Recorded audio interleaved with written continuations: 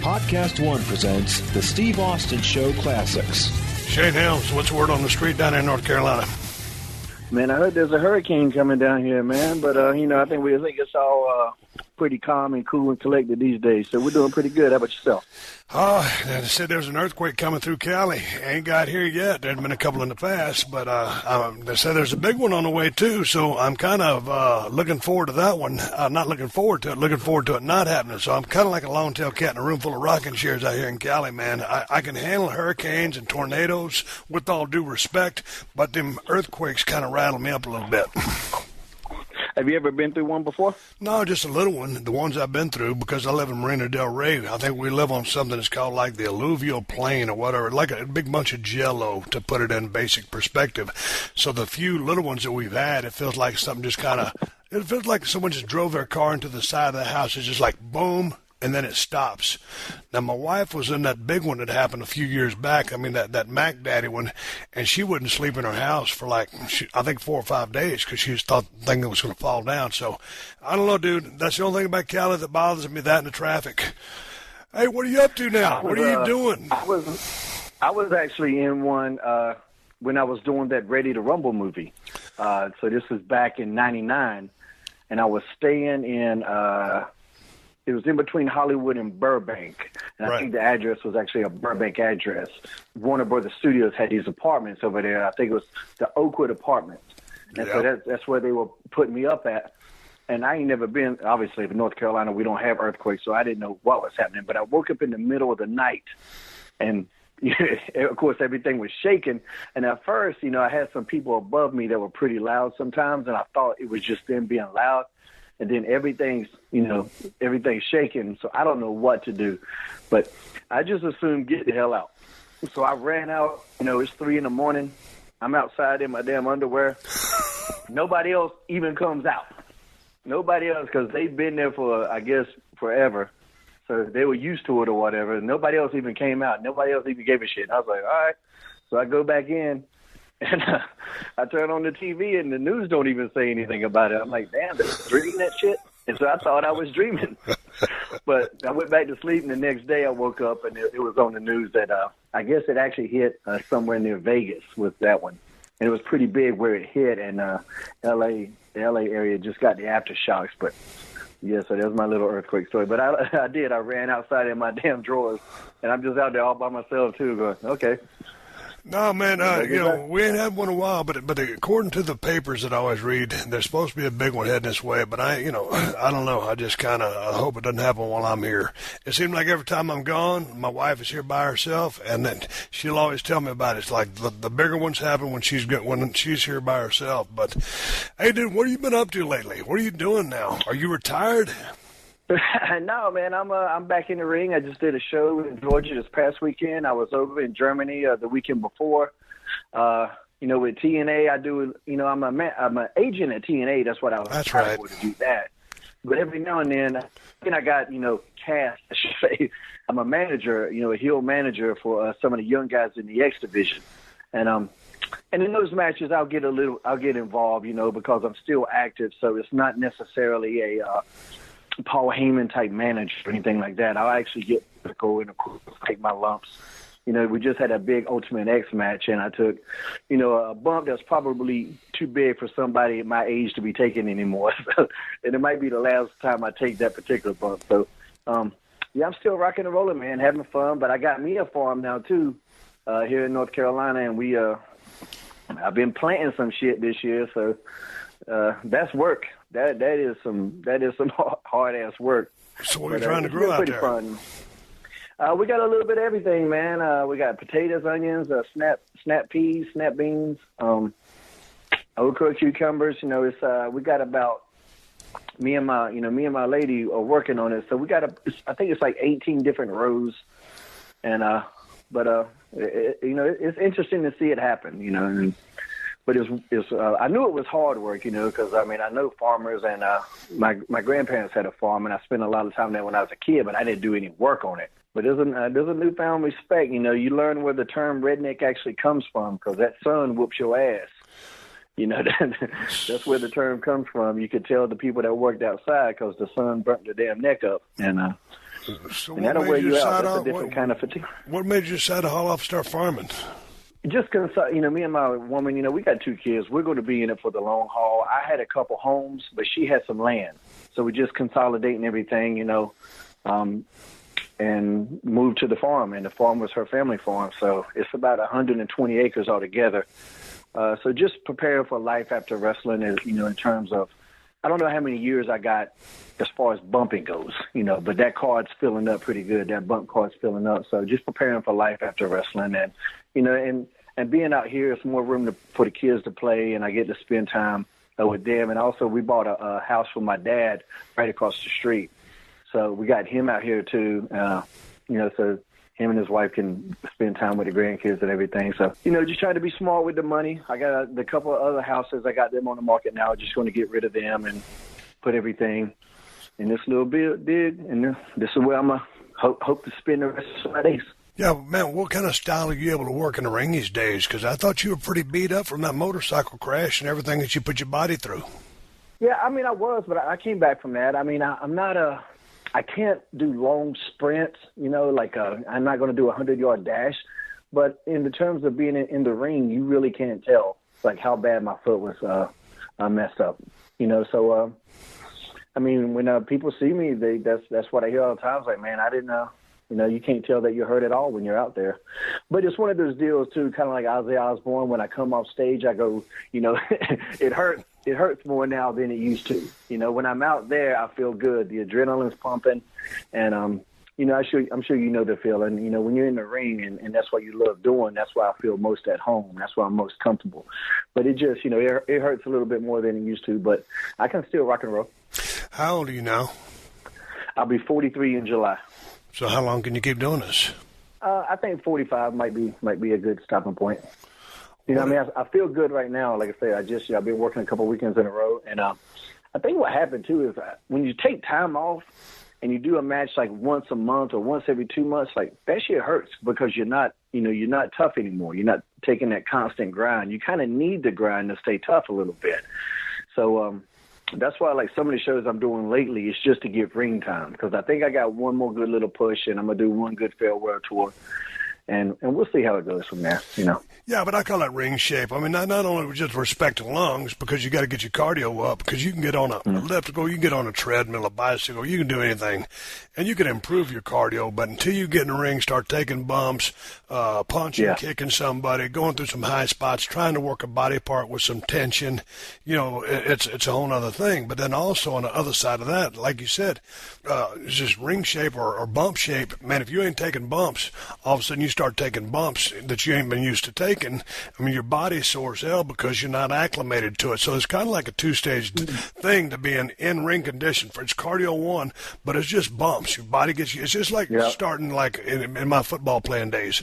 Do those first few two-a-days, you feel like hell. But then all of a sudden your body's used to taking all those hits, and then you just keep going down the road. Mm-hmm. That's exactly like that. So would you say that these days you're working smarter, not harder? Are you still, would you say your psychology has improved because you're trying not to lean on your body so much while giving the crowd everything that they want from you? Yeah. My psychology has definitely improved. And I'm also, too, on indie shows, I have the luxury of, especially on the indie show, they already know me, so I'm already over to an extent, so I don't have to go out there and get over or prove anything. And especially with that hurricane character, and that's what I do most of the time anyway, they want to see the gaga. And that was something I dealt with in my career. That's what they want to see, and that's why so much of that character developed like that, Because, Steve, I would get all the time, when I was Sugar Shane, I was this little wrestling machine that did 1,000 moves a match. And once WWE asked me to do that hurricane character and it started to develop, the crowd just wasn't reacting to that style anymore because I was in that character. They just didn't want to see the hurricane wrestle like that. They wanted to see that pose and the silly thumbs up and the eye poke and the choke slam and all the weird shit. They just didn't want to see that character wrestle like Sugar Shane did. So I kind of had to develop a little hurricane style. And that's what the people like, But But I still work hard, I take my bumps. I don't go out there and put, if I can't go out there and bump, if I don't feel I can go out there and go, that's when I'll hang it up. If I can't be proud of what I'm doing out there, that's when I'll stop. So but, is there a part of you? Pretty proud. Is there a part of you that likes the Sugar Shane style better, or a part that likes the Hurricane? Like, which one do you want to play? The Sugar Shane was that's how more I wanted to be. What I was when I had that heel run as Gregory Helms, 2005, 2006, that was my best body of work in terms of in ring, what I was doing in there. That's when I was the best. That's who I really was. But that style just didn't work with that Hurricane character. It was a disconnect for somebody that's so crazy that he thinks he's a superhero to go out there and wrestle that good. The people didn't get into it as much. And Pat Patterson, who I'm pretty sure you respect what he says as an agent, he's like, listen to the people. Why they react to, keep, and if they're not, then don't do it no more. So. Yeah, I just it was weird. The Hurricane thing was a little bit more difficult than people realized, because I kind of had to wrestle down, and then you deal with those criticisms. But that's what the people wanted. It's like Tom Hanks. Tom Hanks will go do a serious movie, and then he'll go do a comedy, and it's the same guy, but he's just having to perform two different ways, and that's what I had to do with that character. But to stick to your question, how I wrestled as Gregory Helms in ring, that was my best work. Was it as profitable as the Hurricane? Not even. Hey man, speaking about the gaga, it was funny when you brought that word up, because I wasn't going to throw it out there, but you did. So let's run with it for a second.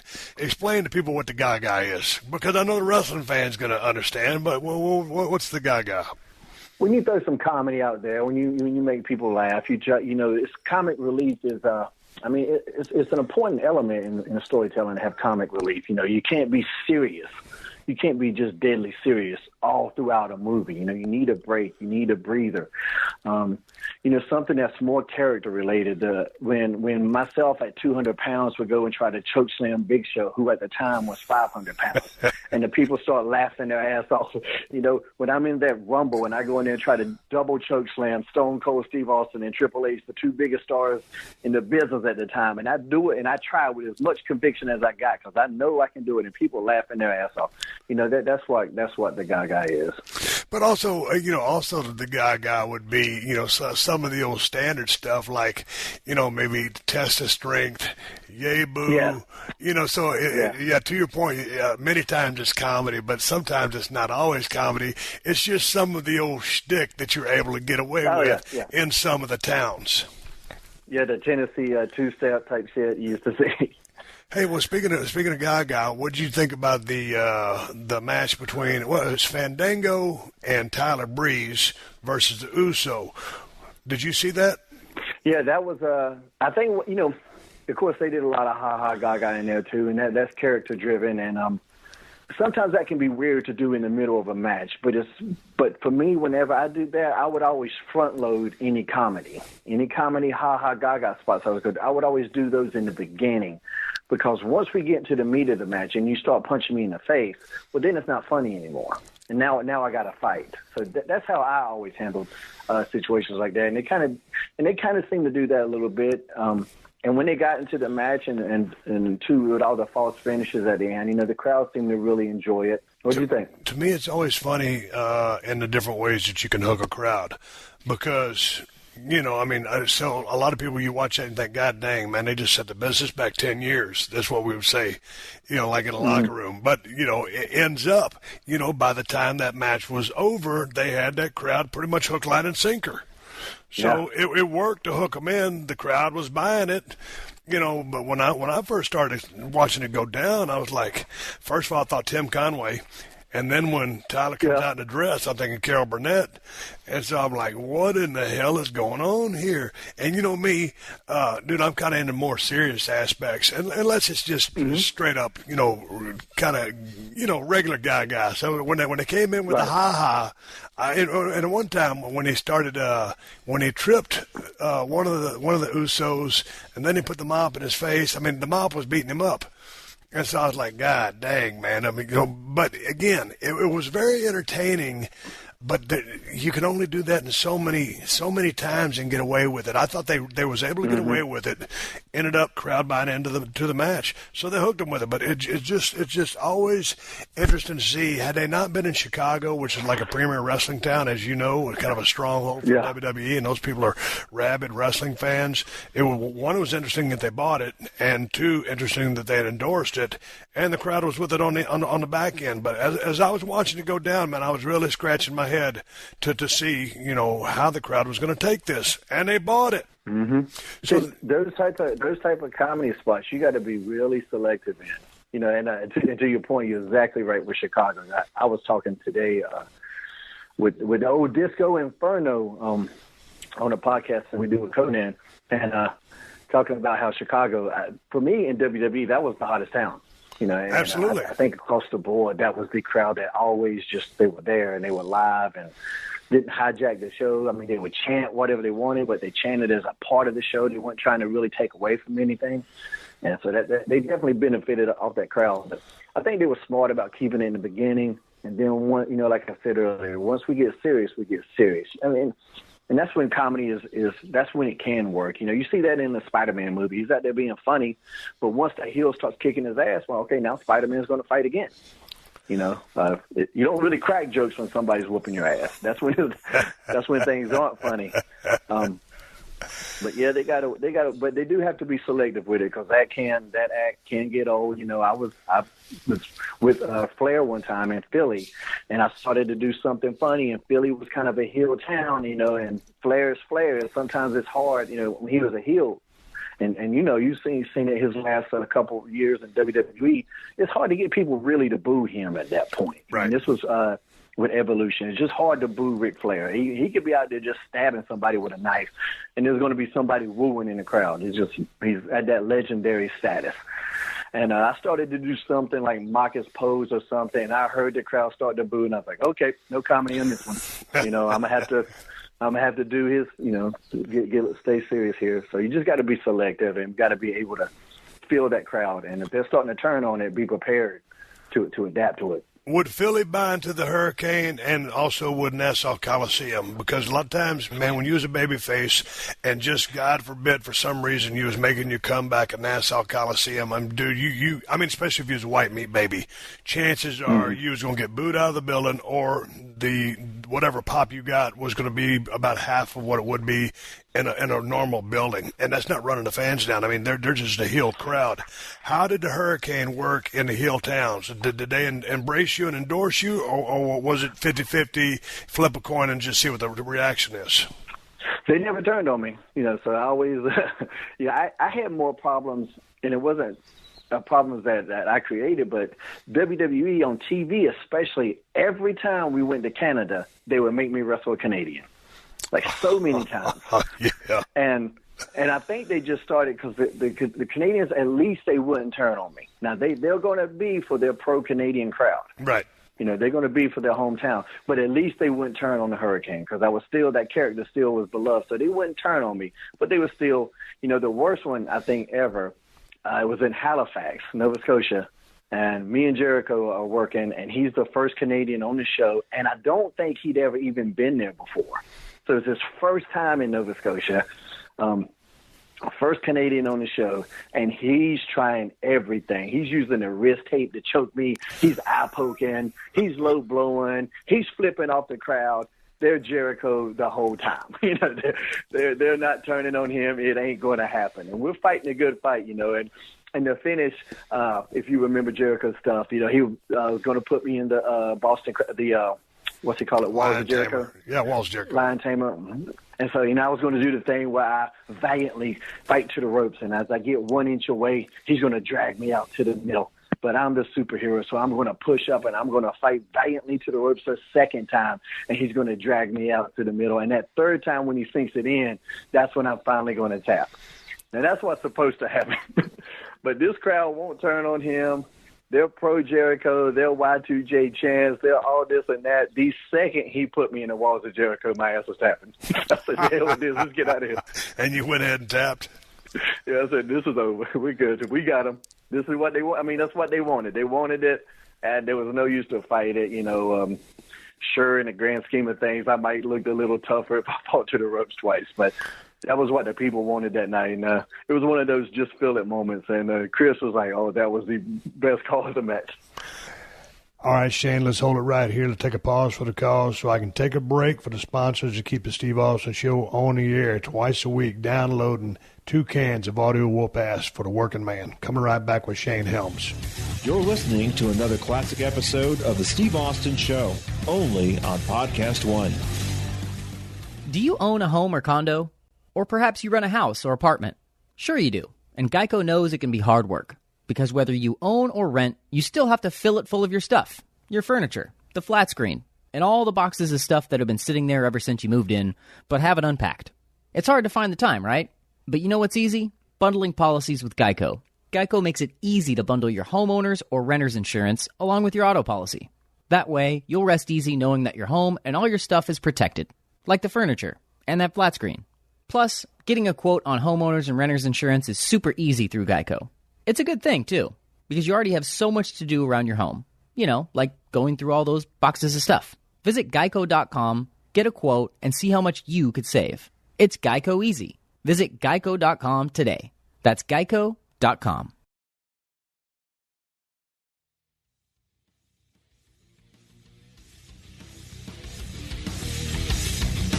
What's your thoughts on the business today? I think it's completely different than what I grew up on. Not only just the way it's presented, but the way it's taken in by people, the way it's talked about by fans. Not 100% different, but maybe 70, 75% different. So how would you describe the business when you broke in? Or when you were a kid watching it? When I was a kid watching it, there was a lot of people that, the cat wasn't out of the bag yet about right.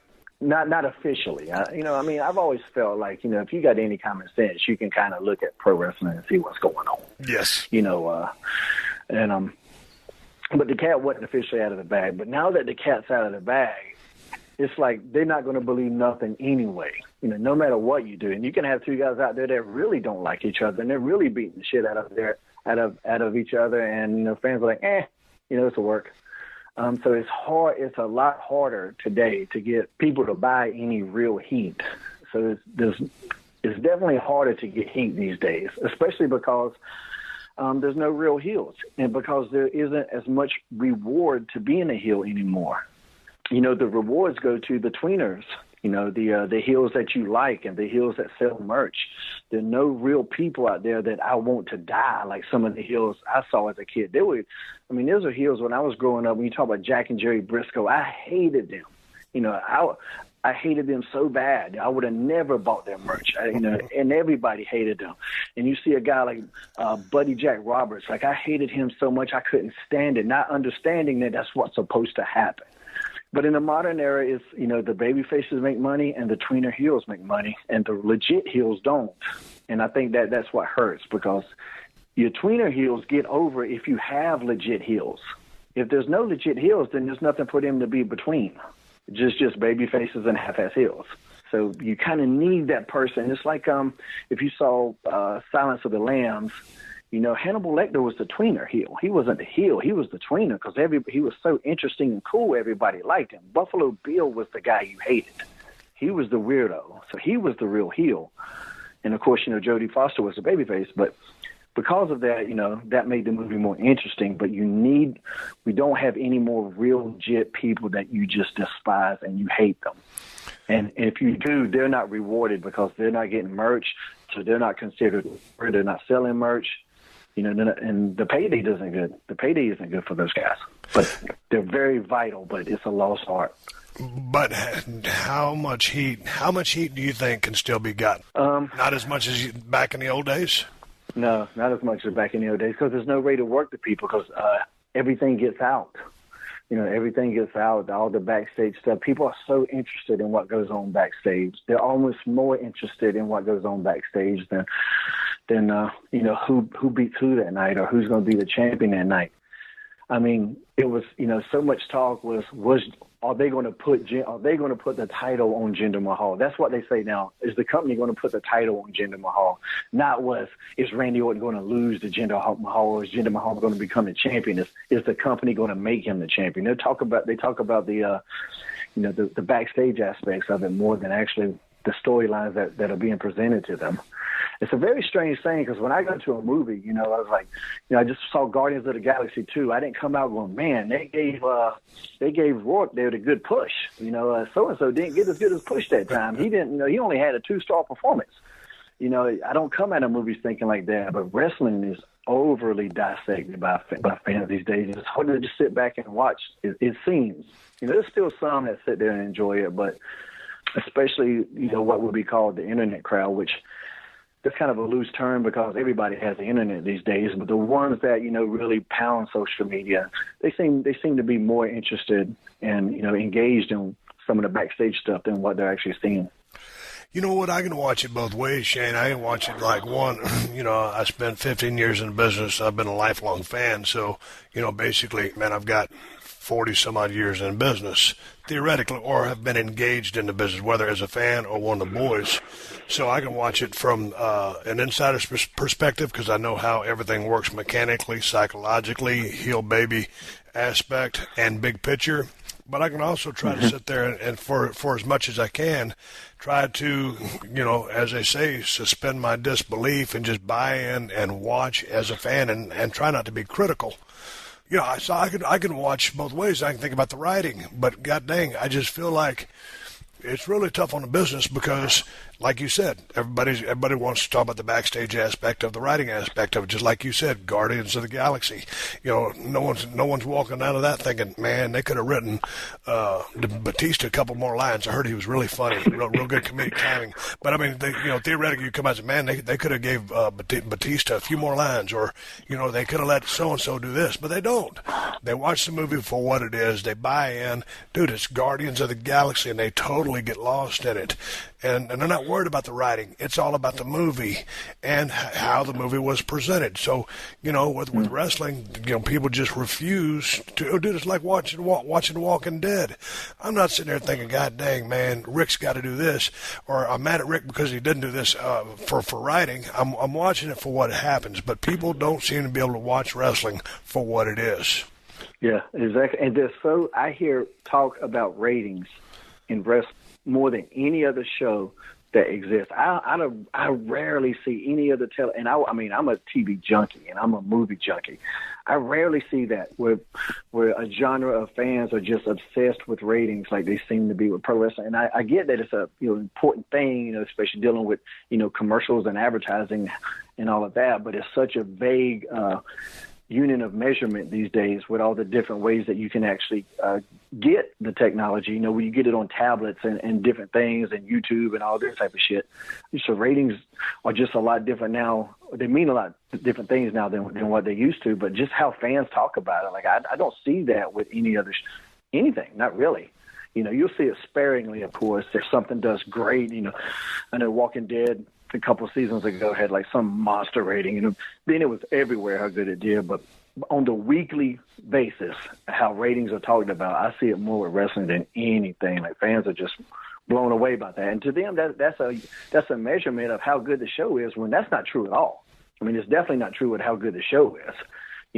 Twilight did way better business than Pulp Fiction. There will never be a day in my life when I think that Twilight was better than Pulp Fiction. But that's just how it. People like Dancing with the Stars. That's supposed to be like this monstrous hit. I don't know anybody that watches it, and I don't know why you would. I don't know why you would watch Dancing with the Stars. I think you watch it one time, you go, okay, I get this, and then I'd be done. I think I watched Jericho, and I watched clips of Carlton when he did the Carlton dance on there. I forget that guy's name, from the Fresh Prince. He was on there one season, and he finally broke down and did the Carlton dance on the Fresh Prince. Other than that, I don't know anybody that watches it or why they would, but it was obviously a hit. It's weird what takes off. Well, do you still watch Monday Night Raw and SmackDown both? Yeah, pretty much. I'll have to. One of them is usually one or the other. I'll watch live, and then I'll watch on DVR. You know, with the woman, you know, she gets wrestled out pretty quick in terms of watching wrestling. So I'll try to watch it during the day when she's at work. But yeah, I mean, I stay up to date on pretty much everything. I feel like that's important. You know, I try to stay up with Ring of Honor. You know, I watch the New Japan stuff. Still being active in the business. And when I meet younger guys that don't watch the shows, I'm almost blown away by that sometimes. Like, yeah, I don't really watch. I'm like, so you want to be in that company, but you're not watching it? Like, I never really get that at all, but I try to stay up to date. Okay, so earlier you said something about the presentation of the product, because that has changed. Well, what are your thoughts on the way it's presented? And let's speak about Raw, because I think Raw and SmackDown are presented differently. Yeah, SmackDown, but historically, SmackDown was the wrestling show. Even back in the original draft days, you know, and of course you were there. I'm not telling you nothing. But when it got, even throughout the years, SmackDown was more the wrestling show, and Raw was more the spectacle. And that part still is kind of there, but I don't think the divide is as big as it used to be. You know, there's still a lot of importance on SmackDown, but I think Raw will always be the flagship show. It's always going to be Vince's baby, and it's always going to be presented as such. From a production standpoint, you know, WWE just keeps getting better and better, and that's where they blow everybody away. You know, I mean, I'm really proud of some of the stuff TNA does, but when you flip through the channels, that production just isn't there. Well, Impact now it's called, and you can tell just by the definition of the camera, or the channel might not be high def, but when you see, you know, WWE and there's bright lights and just these beautiful camera scenes and stuff like that, I mean, it's presented as a big budget movie. You know, it's Guardians of the Galaxy. Well, from a standpoint of production, yeah, it's second to none. But just as far as presentation, to me, just as far as like the Attitude Era, man, I don't live in the Attitude Era. That was gone a long time ago. But people always email me clips from back in the day to my show address, and so I watch these clips. And, you know, one of the things they sent me was the open to the old Monday Night Raw. And this is right during the Monday Night Wars when we was doing head-to-head with Nitro. And, man, they boom, boom, boom, boom, boom. Those damn, those explosions that would go down both sides of the ramp to the ring. And, boy, all of a sudden you get that live crowd and Jim Ross is yelling in the background. And, dude, you knew that anything was on and that anything could happen. And so now when I watch it, you know, it's just kind of toned down a little bit. And it just doesn't seem as spontaneous. And I don't want to go beat a dead horse because people talk about that all the time. But, you know, back then, I mean, boy, Jim Ross would come out there and it's almost like a shoot.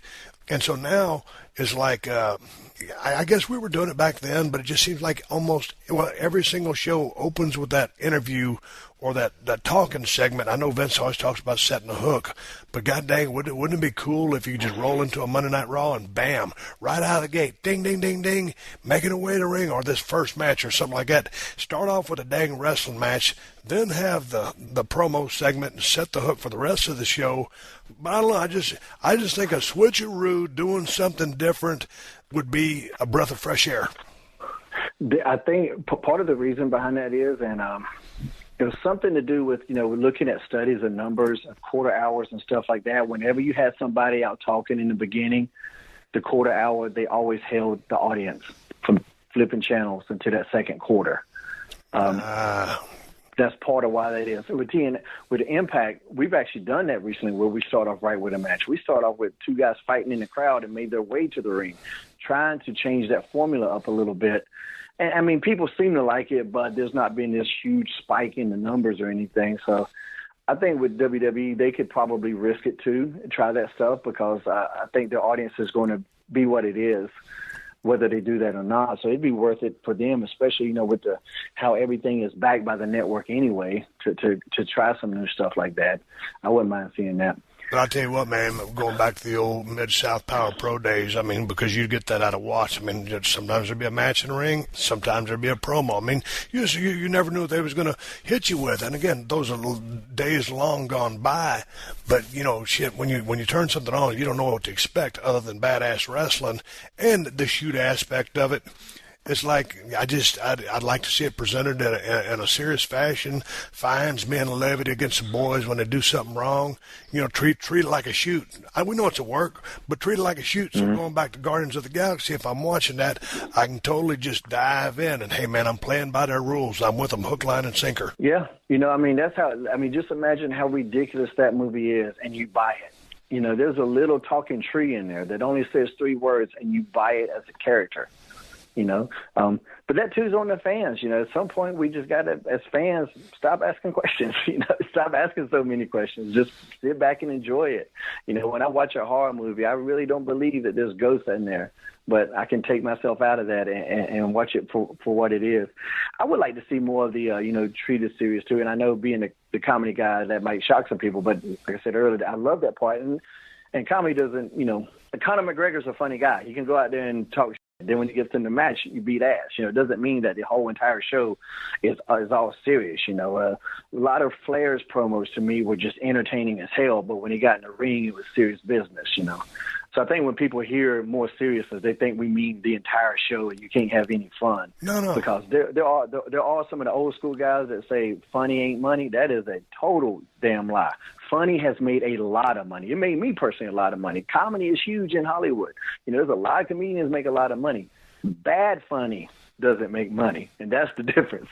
Nothing is worse in any form of entertainment than somebody trying to be funny and their ass just ain't. Well, but also you can have too much funny. Because if you're looking at pro wrestling, you're just based on the subject of its nature, or the nature of its subject, rather, it's serious by nature. So, yeah, you can have a specific amount of comedy. But so if you go to comedy, and you got too much serious, well, a little bit of serious and some comedy can work, but too much serious is going to kill the comedy. So there has to be a balance. So funny can be money, but it just has to be in the right dose. I agree with you 100%. Yeah. Yeah, and that's why it's called comic relief. When you throw it just a little bit in there to break the tension. Your promos were entertaining, and they were kick ass, but sometimes I would laugh out loud. Even the Austin 316, I just whipped your ass. I laughed at that. That was, it wasn't funny like slapstick Three Stooges, right, but it was something that was so damn cool. I did laugh, and then you go kick somebody's ass.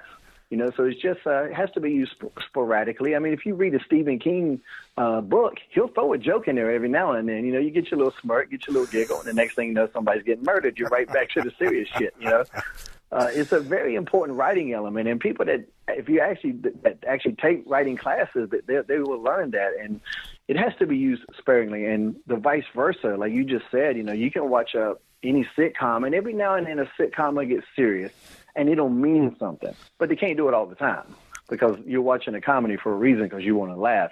Brooklyn Nine-Nine just did that. They tackled the race issue a couple weeks ago, and it was really well done. But then the next week they went right back to their normal routine of, a lot of jokes and a lot of laughs. So you're right. It works both ways on that one. Hey, man, when you look back, now that you're where you're at in the business and you do your thing with TNA, but looking back to your whole career of watching or life of watching the business, what are your favorite moments or different time periods? Is there anything that, like, for me, people say, hey, man, man, love the attitude era and all that stuff. Well, what was your favorite stuff? Hey, I dug the attitude era. I love what we were doing. Okay, that was me at my peak from a personal standpoint. And, dude, that whole locker room was full of superstars. Everybody had a gimmick or everybody was over. But my favorite stuff is stuff from the mid-'80s, NWA, Mid-South Power Pro, early '80s, mid-'80s, WCCW in Dallas. And I didn't really get WWF back in the day, but that serious stuff is what I dug, man. Man, when the Four Horsemen jumped on Dusty, what was it, the gas station, and broke his leg? Yeah. Boy. And they shut his arm in the door that one time. Yeah. The car door. God dang, you talk about believable heels with heat. And them four horsemen, dude, you respected the hell out of them, or you feared them, and they was going to beat the trash out of anybody and everybody. Strength in numbers, everybody was over, everybody could work their ass off, and like the baby faces, you know, like Magnum TA, just classic, good looking dude, good body, you know, he'd fire up. Nikita Koloff, those guys to me, like that's my favorite era of pro wrestling. I love what we did. But for you, what did you really gravitate towards, or who were your heroes? That was me. Same way. You know, I went to my first live show in 1979, and the main event was Dusty and Billy Graham. So, I mean, I grew up on NWA Mid-Atlantic. You know, I'm North Carolina, so it was all NWA Mid-Atlantic. I never even saw WWF until I was a freshman in high school. It just wasn't on. You know, I think there were little moments whenever Vince had a TBS, but I must have missed that little bit of era because that was only a short window, and you know, NWA got it back. Or when they became Georgia Championship Wrestling, or took over that channel. But yeah, I was a Horseman guy. You know, like I said earlier about Jerry Briscoe, who I just saw Sunday, ran into him at the National Wrestling Hall of Fame. My coach got inducted, and Jerry was there. He's at all the amateur wrestling stuff. Him and Jack were the first two people I ever hated in my life, and I told Jerry that when I started working. I mean, when they turned on Jay Youngblood and Rick Steamboat, man, I was just a young kid. I hated them with every bone in my body. You know, and as a babyface fan, you know, Ricky and Robert, you know, man, I was such a mark for them, such a mark for Dusty, Magnum, that whole run. Started to become, you know, when the Horsemen started doing their run, you know, I think that led a lot of guys to becoming heel fans. You know, Arn to me was kind of the original first tweener for me, because Arn would do cool shit. You know, he was at the Spine Buster, Gourd Buster, and DDT, and his partner would do the dirty shit. You know, Tully would come in. Tully was the one you hated. You know, Arn was kind of cool because Arn would do badass shit. And the same thing when he teamed with Ole. Like, nobody liked Ole, especially if you ever met him. You know, if you ever met him, you definitely probably had a bad time. But you know, so Arn was kind of he was the one, you know, that kind of got me to really liking some of what would be considered heel work, you know. And okay, so you liked Arn Tully better than Arn Ole? Yeah. See, for me, I'm other way. I like Arn Ole because Ole was that bully heel, and it's funny because a lot of people disliked Ole, and I can only say, me and him always got along. And when I say that, it wasn't like we were always talking because, man, I was just stunning Steve there. I wasn't nobody. But he was always good to me, and he would give me some advice every here and there. So I got to say, that guy, hands-on, treated me real fair. I know he got a bad rap towards the end. They said the business passed him by or whatever. I don't know. But it's just as far as, let me take that out of the equation, just watching them. Like when I go watch those old Rock and Roll Express matches with Arn and Ole, you know, Ole would get in there. He hardly wouldn't bump. And there's one match I'll send you I'll forward it to you. But just that one, Ricky would go out there and he'd work Ole's beak, his nose. That was the only way he could really affect Ole. He did a couple of leg kicks, but he just those beautiful right hands he would throw right at Ole's beak. And then finally, you know, and Ole, I think, had a grudge against working with him for a while because they were smaller guys, but I just like that bully aspect that Ole brought to the ring. And like you said, Arn was the movement guy. If there needed to be a transition or a shift or some pickup in the motion of the match, here comes Arn to call a couple of high spots, pop them, you know, send in the heater, tag in Ole. And with all due respect to Tully was very, very good, but that Arn Ole combination for me was tough to beat. Yeah, I agree with you, but and go back earlier to what I said about real heels. That was Ole. I mean, but today, would Ole be rewarded for that work? Because nobody's going to be buying Ole Anderson merchandise, so the writers are going to think he's not over. He's not going to do catchphrases, so the writers are going to think he's not over. He's not going to be out there bumping for Neville or me or anybody else. So the match ain't going to get no stars in whatever review comes up. So that's why that type of stuff. That's kind of why that's going out of the way. But it was because you hated Ole, and that kind of made you. But you wanted to like the Horsemen, but you hated Ole. But that made Arn and Flair kind of cool, and those were your tweeners. God dang. But you hate it. But here's the thing. It's interesting because back in the day in the Tennessee territory when I broke in, the baby faces, we'd have intermission. All the baby faces go out there and sell their gimmicks, pictures and stuff like that. Dude, I didn't have no pictures. I wasn't over. I was new to the territory. And so I wasn't making no dough off that. But what was customary for the boys back in the day, if you was over babyface and you was out there selling gimmicks at intermission at halftime, then you would give the heel that you was working with, exactly. Something like, I'm just making this up because I don't remember the number, but like 20% of your take because you're in the program with that heel, and due to him and him taking bumps for you and making you look good and getting you over and selling for you, you're going to get part of his cut because you're out here able to sell his gimmicks because of him. You remember that? Yep. Yeah. It was like that when I was doing when I broke in, in 91 was when I had my first match. Heels wouldn't be out there doing any of that. Now everybody's out there. It's a flea market at indie shows now, bro. And it's a t-shirt business. And what are you to say? This is how these guys make money. I mean, if you look at those young kids, those young buck kids are making a killing. So I can't sit there and say, hey, man, y'all, if y'all heels, y'all need to be in the back when they got a line 300 people deep waiting to buy their shirt.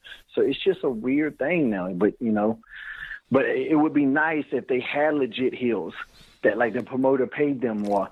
But, most of the promoters today, like on the indies that I run in, they never really had a career where they were had any degree of success. So they don't really know this. They don't even understand what I say sometimes when I say the real heel. I have to use my Star Wars analogy. That's what helps. I went Silence of the Lambs with you because, you're a little bit easier to talk to. But with the Star Wars people, I'll say, who was the heel? They say Darth Vader. I'm like, who hated Darth Vader? He's the most popular character in the franchise. The Emperor was the heel. He was the guy you hated. Skywalker was the white meat babyface. Vader was the tweener. I have never heard it broke down like that. Vader he was selling merch. There's way more merch being sold than Skywalker merch. Well, it was interesting because he was that heel that you respected him and you feared him at the same time. But the guy he was so bad, he was cool. Yeah. To your point. Yeah. But you're right. Yeah. And I never even thought about the Emperor being the heel. I guess I do now. But I looked at Vader as being the heel, but he had that cool factor to him. Yeah, he had a big cool. He was like the original cool heel. I mean, people have Vader shirts. I never played with my Luke Skywalker little action figure. Dude, ain't nobody rocking the dude. Ain't nobody walking the streets. Ain't no tough guy walking the streets with a Skywalker shirt on. He gonna have on a Vader shirt. Hey, here's the thing. Talking about real heat, I know you didn't see this, but it was on the NXT pay-per-view, so I'm going to recommend you watch it. DIY, what's it, do-it-yourself, Tommaso Ciampa, I mess the guy's name up all the time, I botch it. Johnny Gargano go up there and they have a tag team. It's a ladder match against Authors of Pain. And so they go out there, they have a pretty damn good, I mean, the match is pretty good, but it's kind of, it's got some clunks in it. You can kind of see, what's up. And so Authors of Pain is still a bit on the green side, but I think those kids have a lot of upside. So they get through the match, and Authors of Pain go over. And, I think those guys got a bright future. They get out of the picture, and then Johnny Gargano and Ciampa's in the middle of the ring. And, the crowd gives them a standing O. You know how good that Chicago crowd is. They get them a standing O. They acknowledge, soak it all in. They go up on the ramp, and all of a sudden, Tommaso turns on Gargano and throws him into the set, just starts demolishing the kid, hits him with his patented knee, and then knees him over off into the damn desk. Then, he gives him whatever that inverted gimmicky driver he does on him. And, dude, you should have seen the crowd. Their faces, everybody had their hands on their heads, their mouths were wide open. There was legit heat on that, and people were definitely just totally shocked and caught off guard because these two guys are a terrific tag team. Those guys really work well together. There's good chemistry there, and they've been through thick and thin. And so now for Tommaso to turn on him like that, it's going to be interesting to see the story on the backside. Again, the match got him a standing O. I thought the match was okay, but the heel turn at the end, it's probably about as much heat as I've seen in a long time. I thought Tommaso, the way they had it played out, he kind of just hangs around and he's sitting in the back. And from a TV standpoint, the fact that he's kind of looming over and Johnny Gargano's still in cell mode, I wish Tommaso would have just got out of the picture and left. But if you see it, I want you to break it down for me and call me back, because it was some pretty damn good heat. You didn't happen to catch that or hear about it? No. Like I had the, like I said, I had a show on Saturday and I had that National Wrestling Hall of Fame dinner on Sunday. So I was kind of preoccupied with that. And then I watched Backlash stuff, so I didn't get the chance to. What did you think about Backlash? But what I saw, I liked. I didn't get to see a lot of it for some reason. I either watch it on my iPad or through Xbox, and my iPad was dead, so I was watching it through the Xbox, and it was just lagging really bad. So I don't know if maybe my box might be old or something, but I was having real difficulties, and I got frustrated with that pretty quick. I saw the tag match. I saw bits and pieces of the girls' match, and the girls' match was okay. I don't like that Charlotte is just white meat babyface again. She did so well, or at least in that match, that's kind of how she was presented. She was such a great heel. So I would like to see her keep some of that, at least that attitude, and not just be, Ricky Morton. And she wasn't quite Ricky Morton, but it was a far cry from what she was doing as a heel. And then the only thing I saw then was the main event, Randy and Jinder Mahal. So was there more heat at the heel turn on NXT than when Jinder won the belt? Dude, I didn't see Jinder win the belt. I had things going on just like you did, so I saw the start of the match, and then I got distracted. I had to go do some stuff, and then I turned my computer on. I was watching it because I had paused it, but then my computer, the screen went funny, and it went to current time, or like real time, and so I was like, God dang, I just missed the entire match. I'm watching Jinder Mahal hold up the belt, and so I missed the finish. What was the finish? Randy was beating up those two kids that are the Singh brothers. I know the Singh brothers. He was whooping their ass and used that as a distraction, and Jinder came in. But it was pretty well done. There's going to be something you pop on if you haven't seen it online. Randy goes to belly to back one of them kids on the table, and he tosses his ass, man. He tosses him head over heels, and Randy even turns around, and he's got this look on his face like, I might have just killed that little dude, And it's hysterical, but I guess the guy's okay. I haven't heard anything bad. But I thought it was pretty well done. I didn't know which way they were going, and that's what I love about wrestling. I love when I can't predict who's the winner's going to be, and that's one of the things too that bothers me about any show. If I know who the winner's going to be, there's something that's just missing, and I think that applies to everybody, whether they realize it or not. And that's why MMA to us, as if you're an MMA fan, I think that you are, because you don't know. Because you don't know who's going to win, and there's no storylines there, so you really don't know what they're going to do. So you can't apply that knowledge sometimes, that implied knowledge that we have, because we generally know how storylines work. You can't apply that to MMA, and so you don't know who the winner's going to be. So there's this level of excitement that's there. I love seeing that in wrestling too. I love not knowing who's going to win. Let me see what happens. Can they work me? Can they get me? And if they can, I'll applaud the hell out of it. When Goldberg smashed Brock in 2 minutes or whatever, I lost my mind. I thought that was just awesome, because I never would have predicted that. And I didn't think that was going to happen. And then it happened. I was like, oh my God, it's like being a kid again. Like when Ronnie Garvin beat Ric Flair and then the TV went off and, we got a new world champion and I had to wait all week to see if that shit really happened, So I love the unpredictability of stuff like that. So, and I like Jinder, man. I can tell he's working hard. I liked him back in the day, and actually before he re-signed with WWE, he came down to TNA for a visit, and I tried to talk. Not that we had a deep discussion, but I went and endorsed him to the higher ups, and I thought he would be a good guy to bring in. But I think a WWE offer came like right away, and of course he made probably what was financially a much better decision, especially considering now. Well, dude, I thought it was good, man. How long has that guy been around? Because I've been following what he's been doing lately, but I don't know anything about him other than the fact I've seen a clip of him and a couple other WWE guys working out at the gym with a buddy of mine, C.T. Fletcher, and he's got a great look, great body. How is his work level? I don't know how long year-wise he's been around. I know he came in and was kind of doing a gimmick similar to what he's doing now, but really a lot less toned down, a lot less charisma, and a lot less put into it. Then he got kind of stuck in a rut with a gimmick called the three-man band, him, Heath Slater, and Drew Galloway. who was Drew McIntyre at the time when he was in WWE. And that was a little funny little gimmick, but they just kind of got, it was a plateau thing. There was never going to be any upward advancement. It was kind of just coasting. And then I guess he was let go, and he didn't sit on his ass, man. He went and worked, and I mean, his work's good. There's definitely things that can be improved upon, but I think you can watch him and see that there's something there. There's an energy to him.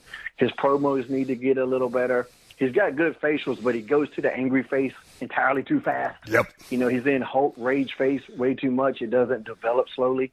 But that'll get better. Your facials always get better with age. Wrinkles help tell a story. So that's why the best actors are generally the older ones. They just tell better stories with their face because you can see, what they've been through. So that'll get better. But I like him, and I like the name the Maharaja. That's just that's got cool factor written all over it. Plus, but if you play that with arrogance, it works for you. But dude, down the road, I mean, I think that spells money. I think the kid's got a great look. Like you said, he's got the great facials. And as you know, dude, you got to bring a few things to the table, whether it's from appearance, size, looks. Handsome, ugly, or just a flat-out badass worker, just unbelievable talker. This kid has bits and pieces of the things, and all of them are can be graded on a scale of 1 to 10. Hey, what you bringing to the table? But, at first, one of the big things you got to bring, for Vince to get in that big spot, size helps. Mm-hmm. And I mean, it just does. It does. It's just presentation too, it's like I don't really get too disappointed because I try not to judge guys that are indie level too much. When people were out of shape in WWE, or when I was there and when I thought they weren't good when I was there, that would piss me off because I always felt you should be good to even get there. I always believe if this person isn't good, why the hell are they here? It would drive me nuts sometimes, and it didn't do me any favors, but I always wanted to be good, and I want all my matches to be good. So when I'm out there with somebody that sucked, and I was like, why is this guy here? That would bother me. On the indies, I'm a little bit more, open-minded because, they got room to grow, and some of these guys are beginners. So, even then, when I see somebody not in shape, I'm just like, why? If I'm in here in a cape and a mask and I look more intimidating than you do, that's not a good thing. I'm in here with all these young guys, and they look some of them don't look good. And I'm like, it's still a visual medium. What we do is still a visual business. And even if you don't make it, you know what? You're still going to be a healthier person. There's no reason not to look good. Hey, let me ask you a question. You brought up that part of that stable that he was in, 3 whatever. So that reminds me about that thing that you was in back in WCW days, 3 count? Yeah. Was that WCW? Yeah, WCW. Dude, whatever happened to your former guys? Well, Shannon's down in Florida. Shannon's still working. I actually just saw him WrestleMania weekend. He opened up a wrestling school back in the day. Is he still doing that? He did when I think he was in Chicago, and then he had one, maybe he lived in North Carolina, then he moved to Chicago when he was, he married Julie, the seamstress girl from, and so now they live in Florida. So he's kind of doing his thing. He's starting to doing a lot more wrestling stuff now because we've been talking a lot more lately. Evan, the other guy, he got out completely. He doesn't do anything. I think he'll come to a show every now and then. We did actually an appearance together about a year, maybe 2 years ago now. And I went out and I worked as the Hurricane, short match, choke slam, gaga shit.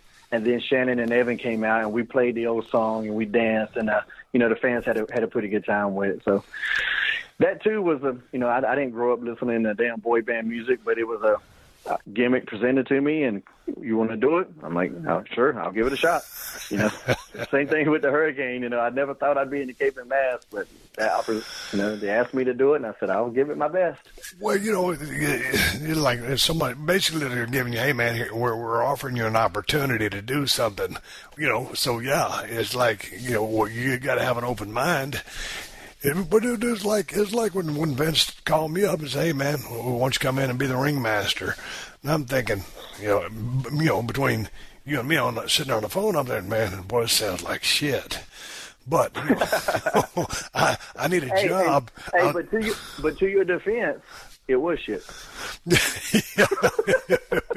It was bad, but I was sitting there thinking, okay, I got a wife, kid, I got a house on 10 acres, ECW once a week, and I love Paul, and I appreciate him giving me an opportunity, but dude, you can't pay a whole lot of bills working ECW one day a week, and I'd done my time there, and Paul had taught me a lot, and he helped me with my promos, and I put over some guys over there in matches, and it's time for me to go, and so when I rolled up in there, I was like, I'm gonna give a ringmaster everything I got.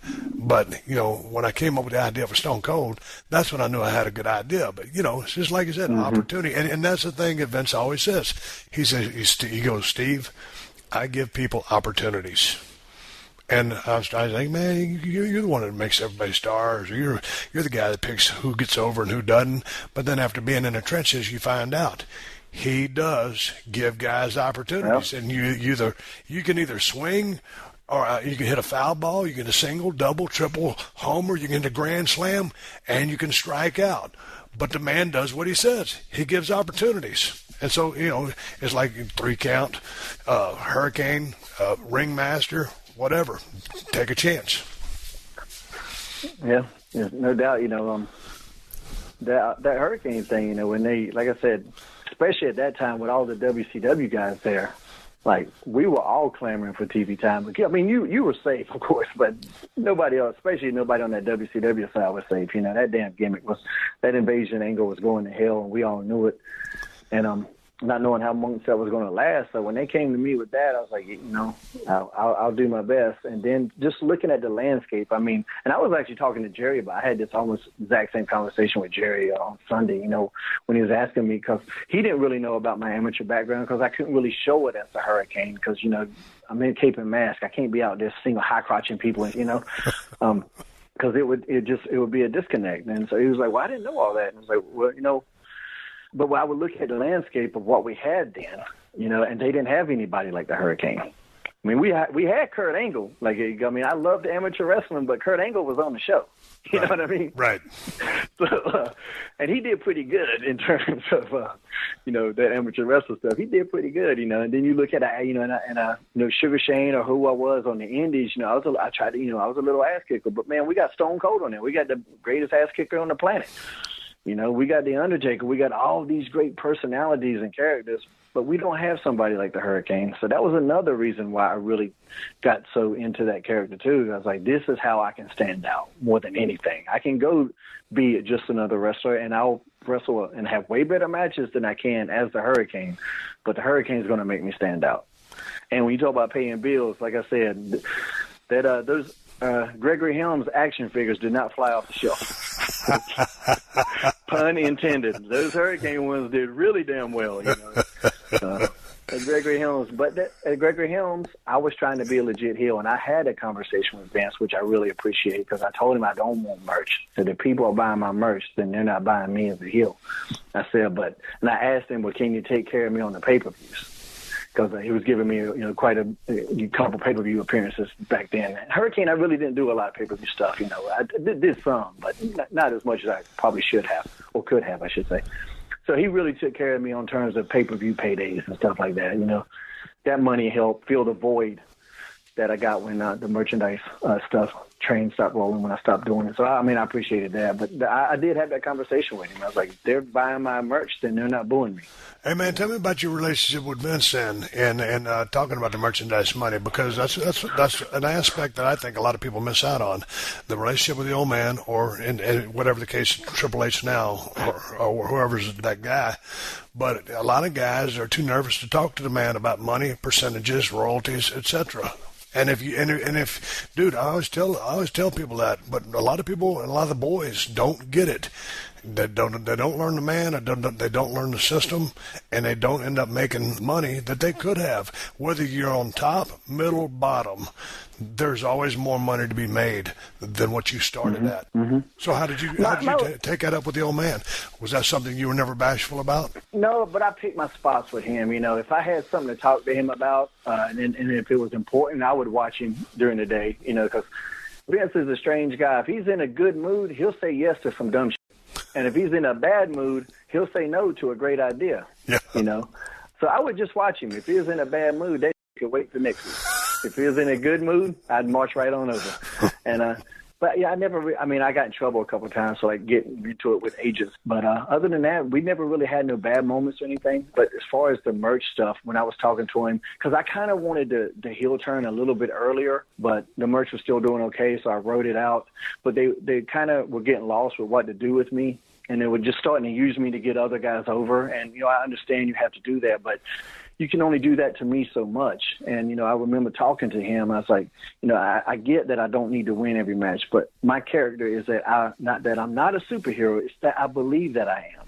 I believe that I have these powers that I don't really have, And if I'm out there getting my ass tore up every week, why do I believe that? That doesn't make any kind of sense whatsoever. Well, that makes you dumb. Yeah, that just makes me an idiot, And I was like, and also, I don't want to devalue myself to a point where I'm no longer a commodity, and those are almost my exact words. Like, I understand I'm a product here. And, if I devalue myself that I'm no longer a commodity, then I'm not worth anything to you. And my merch sales did start to go down. So that's when people, whenever they throw that wins and losses don't matter, that I don't believe that to be true. I think individual wins and losses might not matter, but overall the collective, they do, because how the fans perceive you matters. If they perceive you to be a loser, they're not going to invest in you. If they perceive you to be somebody that's doing good, doing cool shit, that's going to entice them to buy your merch and stuff like that. Because I definitely saw a dip in my merch once I started putting over every jackass from OVW that they would bring up and try to experiment with. I definitely saw that. And I explained that, and I told him, and he knew, he pays attention to who's selling what, who's moving merch and who's not. And two, that was like, well, why don't we just have a break? Let me try to do this and go, show the people the other aspect of what I can do in the ring. And let's just see. And I can always go back to being the Hurricane. I knew that. And of course, there's very little about the business that, Vince doesn't know. So he knew that too. So we finally decided to run with it. But I think if you talk to him and, you better know what you're talking about there. You can't go in there with a half-ass, conversation. You need to have this shit put together in your head. You need to try to, as best you can, be prepared for what he may or may not say back. And just kind of shoot straight with him. He doesn't like weak guys. He doesn't like people, like I said, that don't know what the fuck you're talking about. He'll appreciate it. Even if you're wrong, if you go in there with some conviction, I think he respects that a little bit. Yeah, you better go in there with a game plan, or if you don't, first of all, just like you would read him with respect to approaching him, hey, he's having a bad day, it'll wait till next week. Hey, he's in a good mood, let's go get him right now. Dude, he's reading you as well. And if he sees that you've got a 101 plan rather than a 201, a 301, or an advanced plan with many different ways that you can come out of this and still, get what you want out of it, he's reading you. I'll never forget this. I don't remember if you was in a company or not. I'm sure you were. But a particular individual stood up. It was in the cafeteria. In some town, it was a Monday Night Raw. Someone stood up, and they asked Vince a question in front of all the boys. And Vince addressed the person, answered the question in front of everybody, and I was sitting there watching. And Vince totally hoodwinked the person that asked the question. It was a total snow job, and the person shook their head and sat back down. Dude, the whole room knew that Vince just smoked the person that asked the question.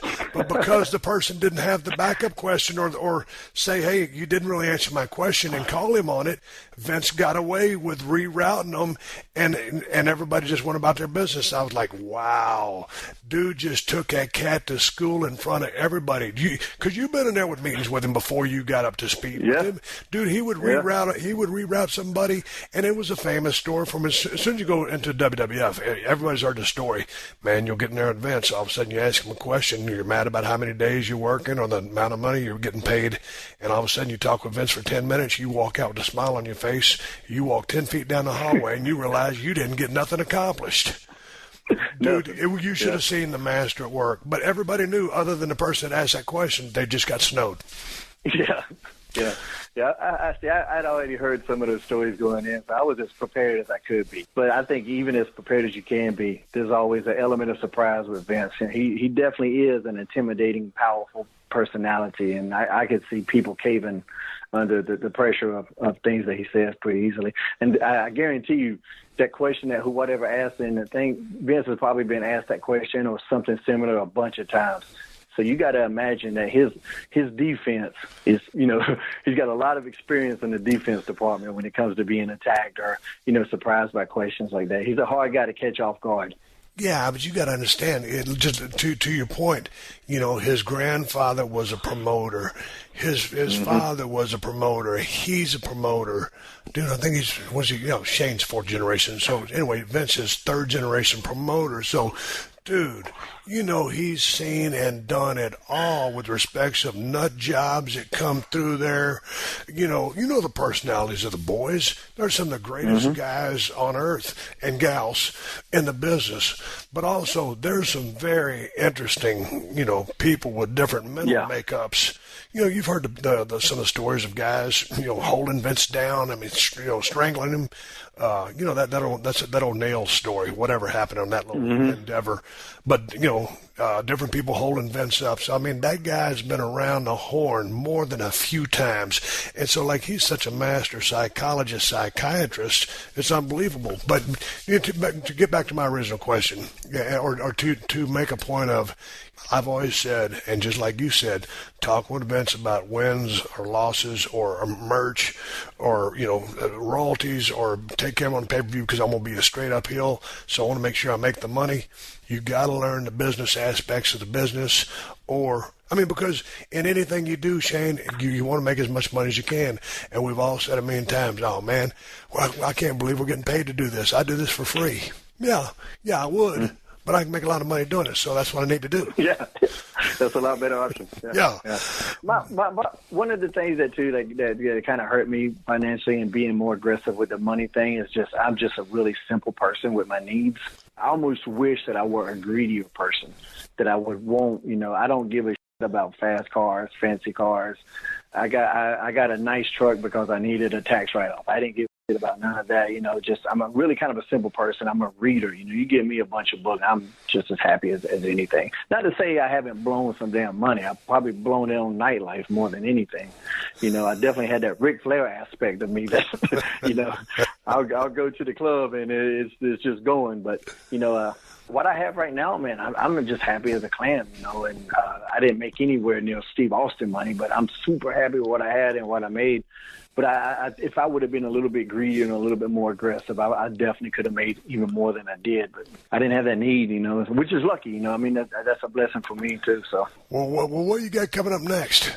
Well, you can catch me on the Impact course. I don't know if you really pay attention to that show as much, but it's good. It's definitely, it's definitely a good product. It's a little chaotic behind the scenes at times, but that might always be the case. But I still do indies. I got one coming. I got this weekend off finally. I got one in West Virginia, either Virginia or West Virginia the week after that. Other than that, doing my farm and stuff, but the Keep It at 100 podcast I do with Conan and Disco is pretty fun. We always get into some bullshit. Yeah, that's it, man. Hey, man, what's your podcast? I've been hearing two boys. You got two boys. Talk about the podcast real quick, because Keep It at 100. I know you do it with Conan, but when does this thing drop? Because you guys are on PodcastOne as well.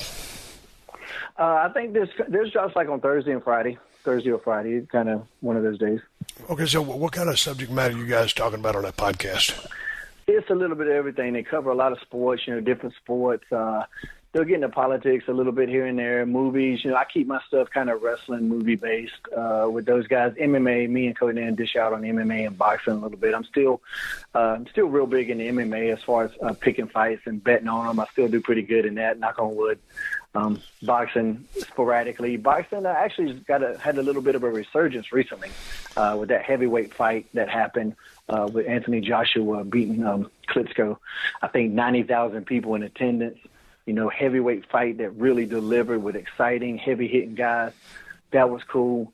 Followed up by, Chavez Jr. Getting his ass tore up by Canelo, but that was still an exciting fight, and that led to Canelo Triple G announcement, which I think is in September. So boxing's got a lot of steam going on right now, more so it seems than in recent years. Boy, you ain't kidding, but you brought up MMA, so let me ask you real quick. Did you think that Frankie Edgar was going to throttle Yair Rodriguez like he did? Yeah, I had Frankie in that one. I know I think Yair's good. He's definitely a good fighter, and he's young. But, a lot of his hype comes from beating BJ Penn, but BJ has been shot for a while. Oh, yeah. BJ hasn't been BJ Penn for a while. And I know he's the first guy to really drop BJ like he did.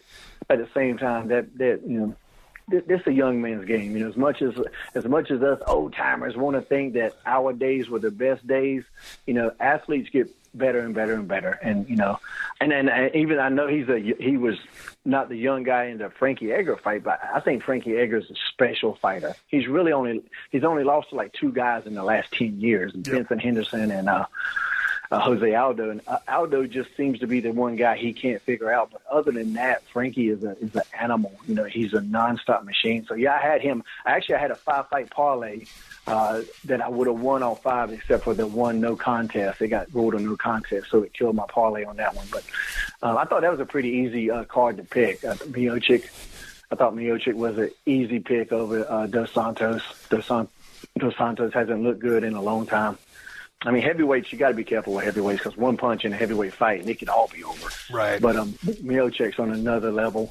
That heavyweight division, you know, with the Black Beast and that Francis Ngannou, or however you pronounce his name, seeing what they're going to do with those 2 guys is going to be interesting because both of those guys are scary as hell. Like, especially that Francis Ngannou guy. He looks like a damn walking nightmare.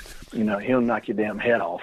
The light heavyweight's going to be good. I know John Jones is going to fight Cormier finally again, so that should be good. Assuming John Jones can stay out of trouble. Yeah, assuming he stays out of trouble. How do you see that fight going? I mean, Jones beat him pretty good the first time, but I think he was really in Cormier's head. It's going to just depend on if he gets in his head again. Somebody with that much time away from the cage, sometimes that gets people. But I think ring rust is kind of a thing, but it's kind of not, because if you're out there fighting and sparring, you're out there doing it. And ring rust really only gets you if you're a person where the crowd gets to you.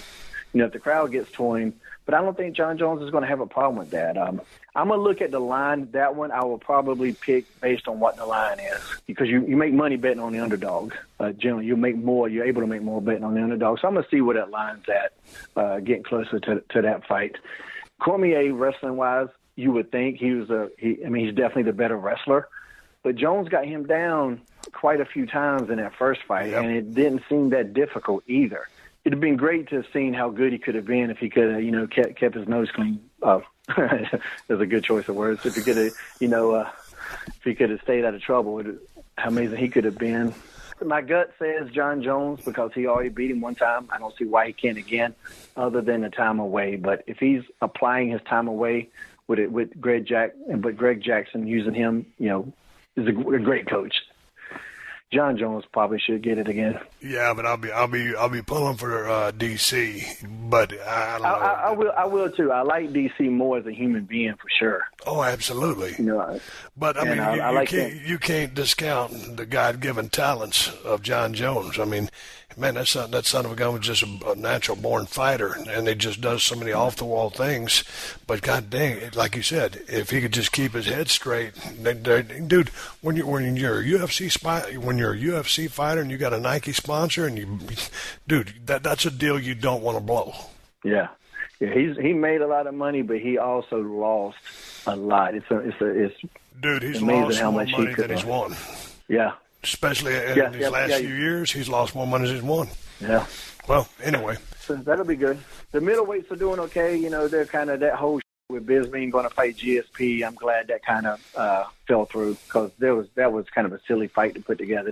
That was some pro wrestling booking right there. That was some WrestleMania booking. You know, there's no way GSP should be fighting for the middleweight title, especially when he ain't fought in 4 or 5 years. And his last fight, he really got his ass kicked. They gave him that win.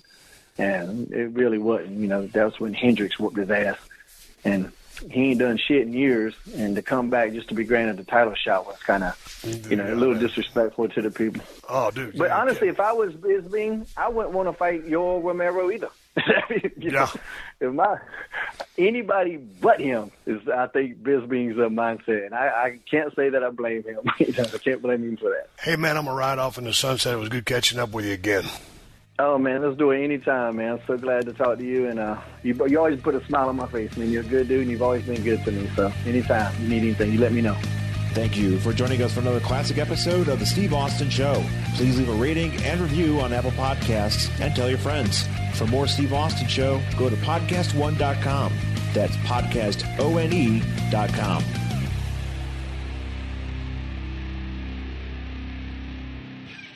All month long on Pluto TV, stream the biggest Tyler Perry movies free. Watch your favorites like Medea's Witness Protection and Medea's Big Happy Family. Join Tyler Perry as he goes on a couples retreat with Sharon Leal in Why Did I Get Married? Or Idris Elba and Gabrielle Union in the Tyler Perry directed film Daddy's Little Girls. Plus, Pluto TV has hundreds of channels with thousands more movies and TV shows. Available on live and on demand. Download the free Pluto TV app on all your favorite devices and start streaming now. Pluto TV. Drop in, watch free.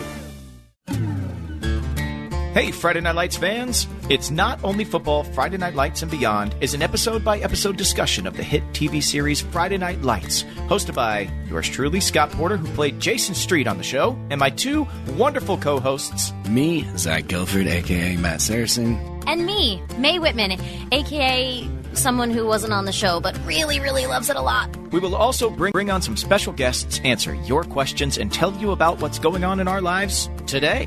It's Not Only Football. Friday Night Lights and Beyond is available now wherever you get your favorite podcasts. Clear eyes, full hearts, can't lose! Yo, what's good? It's your boy, Big Brother Jake, a.k.a. Jake Warner. My government name. Check it out. I host a show called the Big Brother Jake Podcast, and I've taken my talents to the biggest and baddest platform on the planet. That's right, baby. PodcastOne. My show is unique as I talk about everything. Life, sports, entertainment, being a single dad juggling several jobs. I'm a hot mess, but it's damn entertaining. Subscribe and review now on Apple Podcasts and listen on PodcastOne or wherever you get your podcasts.